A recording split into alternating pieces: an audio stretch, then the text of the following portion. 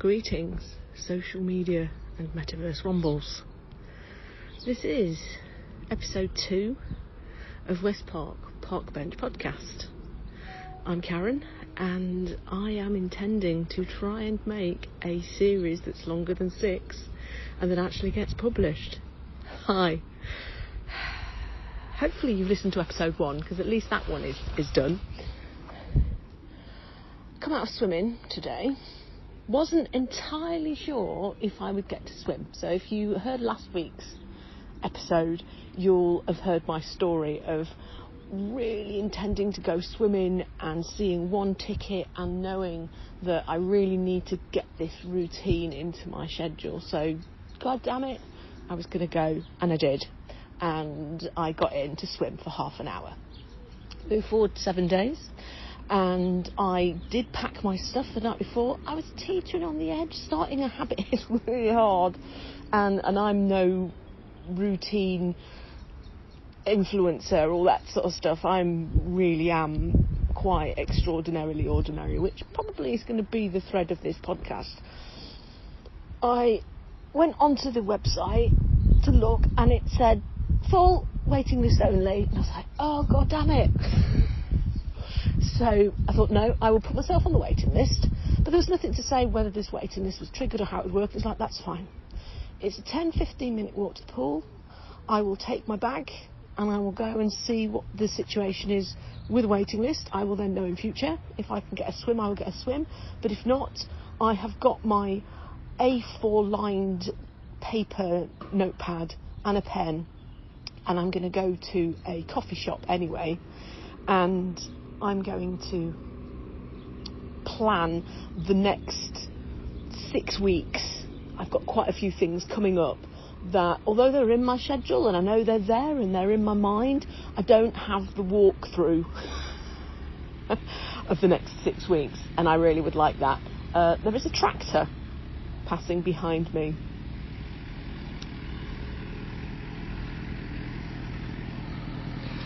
I will let that pass.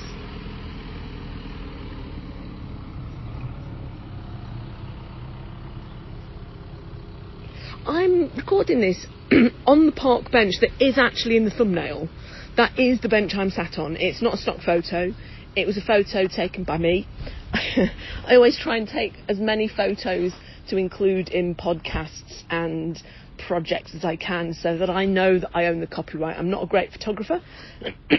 I can point and shoot. And I think sometimes I can pull off some good compositions, but my technique's just not good, and the equipment that I have is okay, but I don't spend enough time framing photos. And actually, photography is a craft.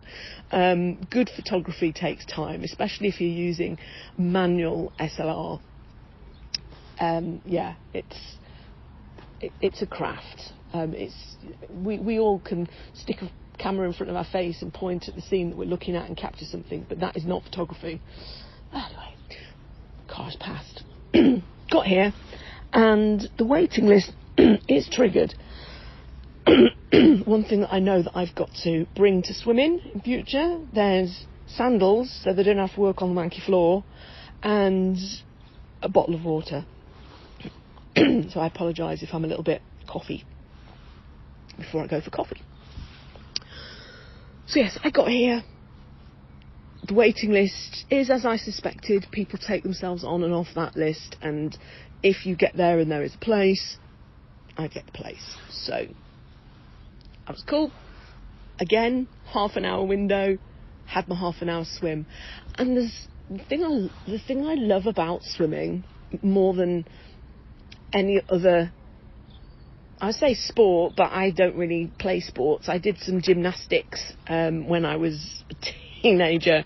I enjoyed trampolining then, and I was, I could do a few somersaults and stuff, but I've never been particularly extraordinary at anything, hence I am extraordinarily ordinary.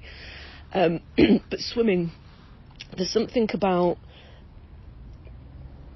having my mind put solely focused on my body, and because at the moment I'm incredibly unfit, coordinating my arms and legs to actually swim and to think about my breathing and just get from one side of the pool to the other side of the pool and back, and doing some stretches and being very aware of the limitations of some of my flexibility in my legs especially.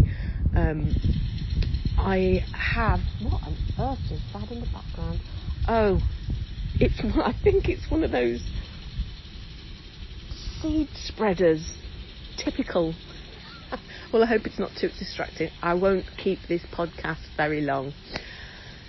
So, this concept of extraordinarily ordinary, which is the title of my Arts Council award, and the thinking behind this is all of the things that I choose to do, I love to do, and I try and do them the best that I can. I also try and be the best that I can be. I always said all the way through my life, and maybe not quite so much of recent years, and I really do have to refocus on that. I never wanted to say what if. I never wanted to look back on my life and go, what if I had done that? What I do, and I make those decisions in the moment, and those are extraordinary points of presence to take you through your life. Should I thought about them more in the moment? Probably. But you don't know that when you're in the moment. So if you're listening to this and you are in your 20s, I don't think my demographic is that age, but hey, and even in your 30s, because hey, I'm 50. A great piece of advice that I had very early in my career, I was about 23, 24, I had an interview at the Royal Shakespeare Company, and at the time I was assistant stage manager at the Century Theatre by the Lake in Keswick, and it was probably my first job out of London Fringe. So I'd done some crewing work at Nottingham Playhouse, Derby Playhouse, and then I thought, hey, London. So I went down to London, did probably 10 or 15 Fringe shows in the period of sort of 2 years, maybe not even that. But then I got the Century Theatre job, which was a year in rep. So it was kind of that first catapulting into what I saw as being, real job in theatre. Equity contract, I think that was it. Oh no, I had done some other equity contracts before then. Yes, I had. I'd done some small scale touring with Forest Forge. Yes. And anyway, they said at the time I didn't have enough experience, but I did have the right skill set. And not to take a job because I needed the job, but to look a little more, not cautiously, look a little bit more discerningly and decide where you want to go and pursue it. And I kind of always did that. And for me it was to be back at the RSC or to work for the National Theatre. The rest of that story I think is for another time. But I never got anything because I was popular. I never got anything because I was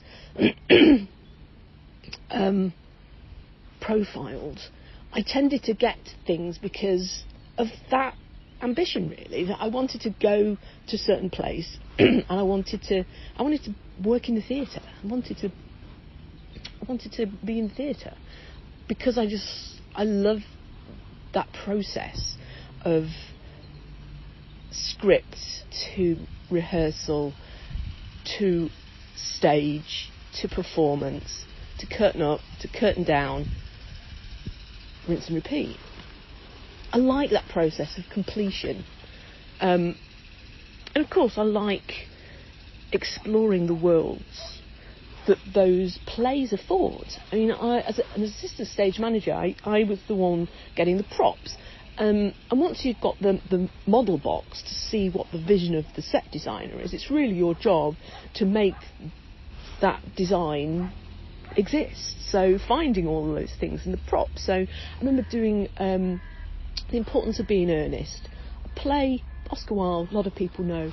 But to prop that on a particular performance, there's a vision that the designer has had. So finding all of those props, you need to rehearse research the period, and that just fascinated me. So I've got, and at the time I would buy books and research and go to the library and find the source material, and then go and find that thing in a prop shop or prop store or build it. So yeah, that bringing worlds to life is definitely a driving force behind why I wanted to be in the theatre. It was not to be famous.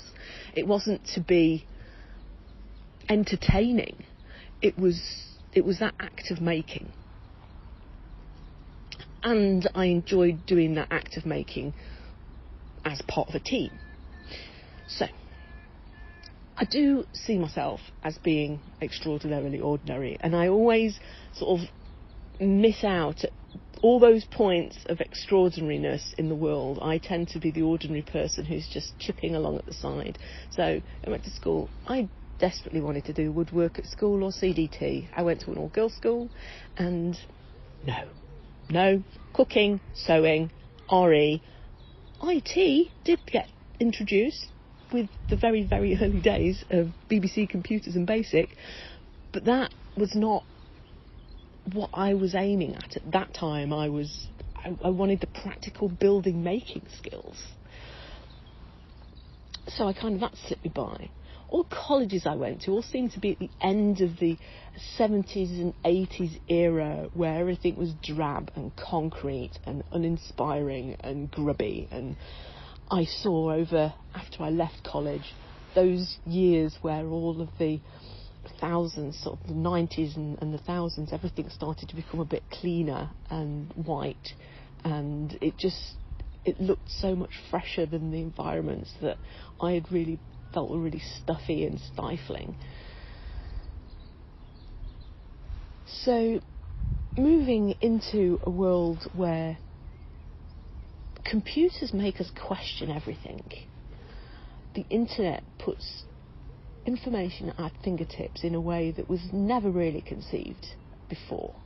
You had libraries where all the books and resources were, and you could carry resources around with you, but for me, I carried around boxes full of yellow pages.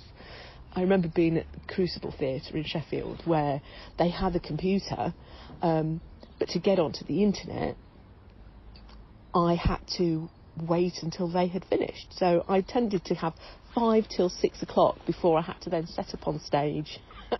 And that would be the time when I'd get to access the Yellow Pages or the BBC website, which had the sound effects library. And then I had a laptop of my own and went through comical moments of trying to convince a modem to dial 9 for an outside line before it dials the internet provider. Again, probably another podcast.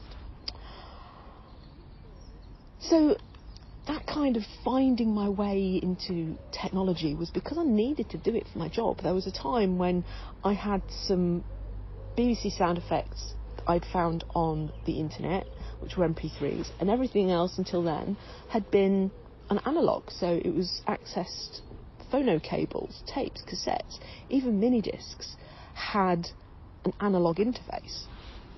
So I had to go into computers because I kind of, the CD rewriter didn't coincide with this period of my life, because if it had, it may have been a very different story. But that moment of taking me into technology was because I had to do it for my job, and I presumed everyone would have to take that step for me to remain competitive. So that's how I kind of got my computer skills. And then I think the process of making, the process of learning from computers meant that I wasn't in the school environment of rote learning, and I found I could absorb things at my own pace much better. So again, never extraordinary at school, in fact extraordinarily ordinary at school. I came out of school with C's and D's. I resat my GCSEs and I achieved a B in maths. My God, how that happened, I have no idea. But yeah, my A-levels were, I got a D in drama and E in English literature. You know, I was not only extraordinarily ordinary, but probably verging on the point of not being particularly clever in a world that didn't really recognise dyslexia or neurodivergency.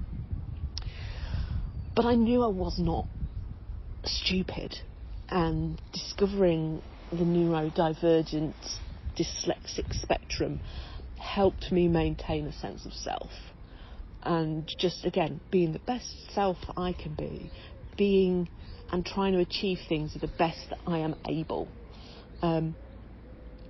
which means I'm not going to be excelling in the way that viral internet shows us. And so many people who do go viral, it's either luck, which I don't seem to encounter a lot of that, but I do have some luck in my world. Would I use my luck to go viral if it was something that you could switch on and off? Probably not.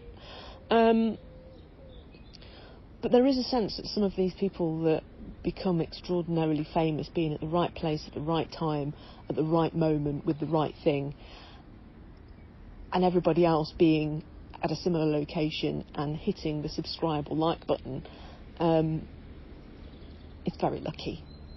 And also, unless you're in a position where the monetisation of that action of likes and subscribes is in place, it's actually not. It's not going to clothe and feed you. And I think that's where my trade unionism comes in, and my sense of making and also wanting to make a way for those who come after me. And I was incredibly fortunate to work on equity contracts, and there's work that I do with equity now that I had time. Again, probably another podcast. But that extraordinarily ordinary trajectory kind of touches every part of my life, because now we are questioning our existence, our existential existence, in a way that I don't know if previous generations did. I don't know. Some of the talks that I've listened to as Zoom controller for the Royal Historical Society, I've had some extraordinary lectures, and they don't. There's not an internal consciousness of history, at least not that I perceive, that we are questioning, and there must have been, absolutely there must have been. I'm thinking of sort of how we've ended up with women's rights and how we've ended up with campaigns for change. Of course there's an internal dialogue, but I think it's much more projected and much more amplified by social media than any other time in existence so far. And that questioning of who am I, what am I, where am I,